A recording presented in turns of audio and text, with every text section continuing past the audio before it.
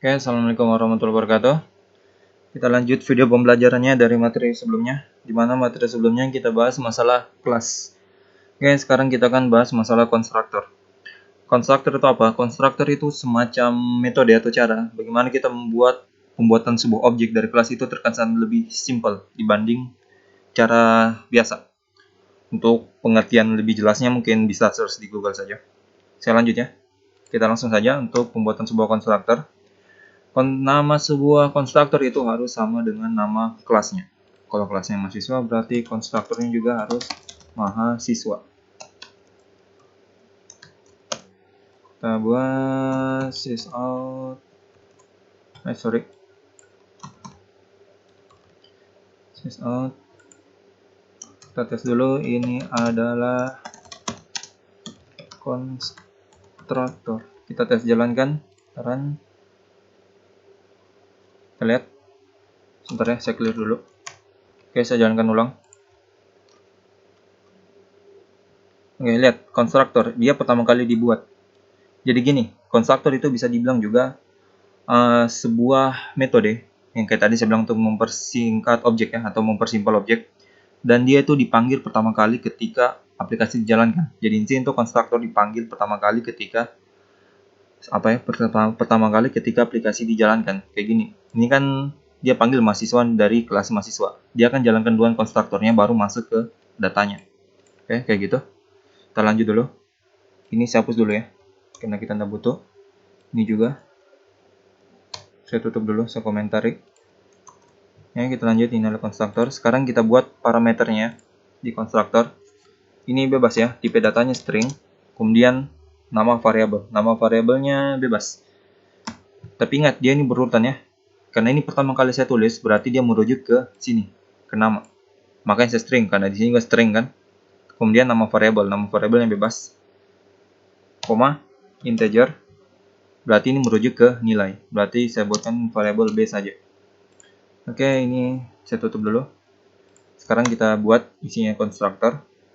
Kita masuk nama sama dengan nama variabelnya a, koma, nilai sama dengan b. Titik koma, bukan koma. Oke, sedikit tambahan lagi. Tadi yang saya bilang berurutan, ini tidak harus berurutan ya. Saya tarik kata-kata yang tadi. Ini terserah urutannya bebas, yang penting di pemanggilan sininya harus sesuai. Kalau nama karena dia ini string, maka sesuaikan juga ya yang tipenya string. Karena nilai ini integer, maka cari juga yang sesuai ya, integer. Oke, sudah.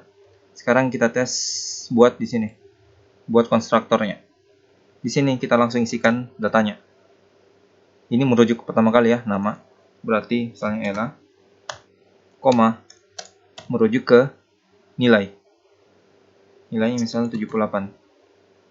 Oke, sekarang kita tes jalankan lagi. Ya, dia langsung tampil.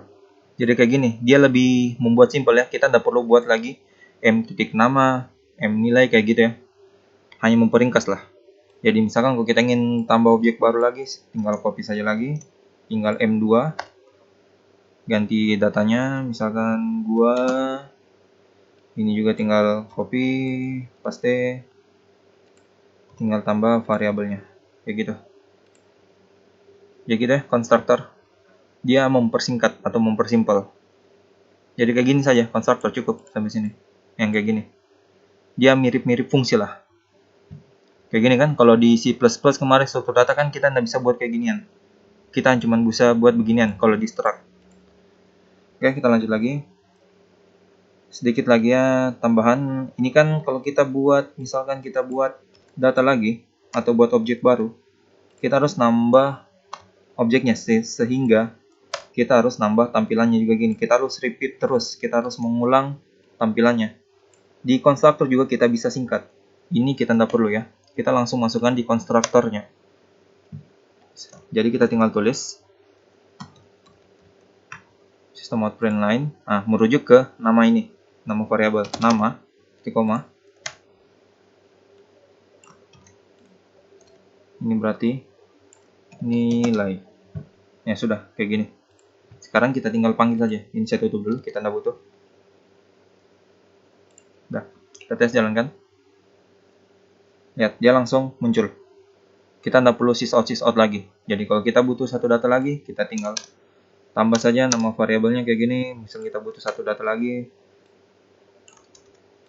kita nggak perlu merepeat sysout-nya kayak gitu. Tinggal kayak gini saja. Tinggal isikan datanya. Oke, kita tes jalankan. Nah, kayak gini.